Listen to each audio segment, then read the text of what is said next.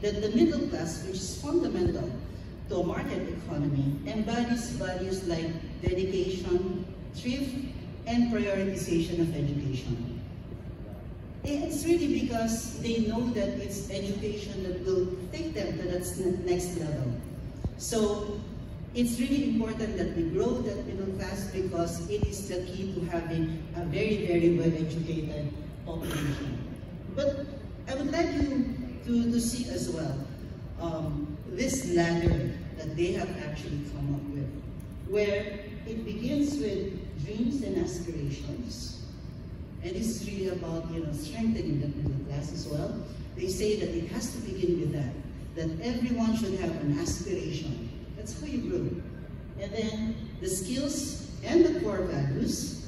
And then you have professional growth, the freedom to create, being an industry leader, and so on and so forth.